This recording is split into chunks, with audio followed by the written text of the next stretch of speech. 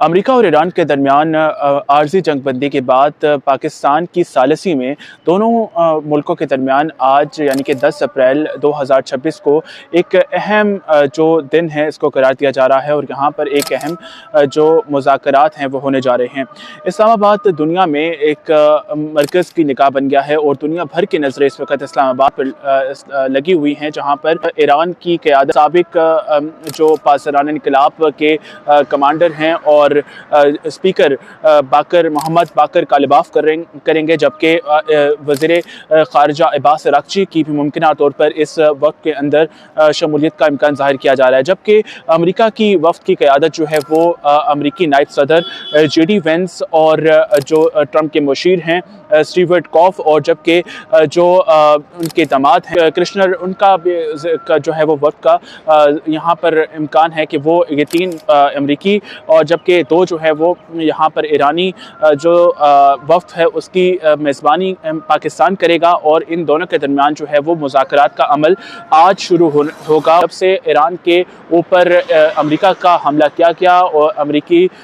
हमले के बाद जो ईरान के सुप्रीम लीडर थे आयतुल्ला अली ख़ामेनी, उनकी शहादत हुई और उसके बाद फिर ईरान के ऊपर ताबड़तोड़ हमले हुए और ईरान ने जवाबी हमलों में ख़त्ते को अपनी लपेट में लिया, जिसमें सऊदी अरब और कतर, बहरीन और मुत्तहिदा अरब अमारात में हमले किए और अमेरिकी जो अड्डे थे इनको निशाना बनाया और जिसके बाद फिर ख़त्ते में जो आग थी वो शिद्दत इख्तियार कर गई थी और इस आग को अपनी लपेट में ले रही थी और तेज़ी से इसको अब मज़ीद लपेट में लिए जाने का इम्कान था, क्योंकि डोनाल्ड ट्रंप ये वाज़े कर चुके थे कि Tuesday will be power plant day और ब्रिजेस डे, और वो वाज़े कर चुके थे कि ईस्टर्न टाइम 8 बजे यानी कि पाकिस्तान की के अंदर बुध की सुबह 5 बजे तक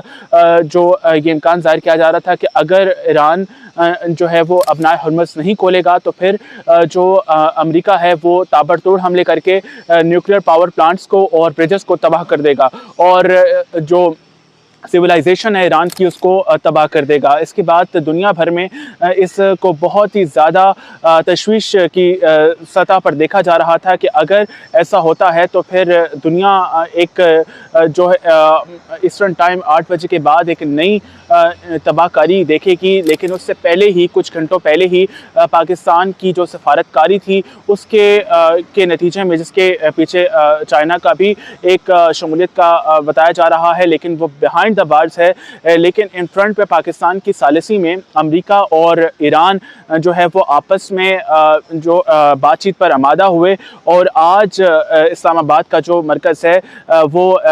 महवे नगाह बन चुका है। दुनिया भर की नज़रें इस वक्त इस्लामाबाद पे लगी हुई हैं। इस वक्त मैं रेड जोन के बिल्कुल पास मौजूद हूँ। यहाँ पर सिक्योरिटी हाई अलर्ट है। रेड जोन का कंट्रोल जो है वो फ़ौज के सुपुर्द किया गया है। ताहम रावलपिंडी और इस्लामाबाद जो जुड़वा शहर हैं, दोनों में आम तातील का ऐलान किया गया है और यहाँ पर जो सिक्योरिटी है वो हाई अलर्ट है। अब ये मुज़ाकरात कामयाब होंगे, क्या ख़त्ते में लगने वाली जो आग है उसको मज़ीद कम किया जा सकेगा, क्योंकि इससे पहले भी ईरान और अमेरिका के दरमियान जो मुज़ाकरात थे वो ओमान में जारी थे और जो बरतानवी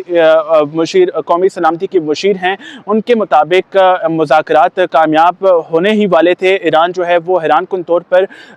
काफ़ी शिकों पे मान चुका था और जो अमरीकी मुतालबात हैं और अमरीका के जो नुकात थे उन पर रजामंद हो चुका था। लेकिन इसी दौरान जो है वो 28 अप्रैल को हमला कर दिया गया अमरीका की तरफ से और इसराइल की तरफ से ईरान के ऊपर और ईरानी supreme leader Ayatollah Ali Khamenei की शहादत के बाद फिर ये सिलसिला शुरू हुआ और अब देखना ये होगा कि मुस्तक़बिल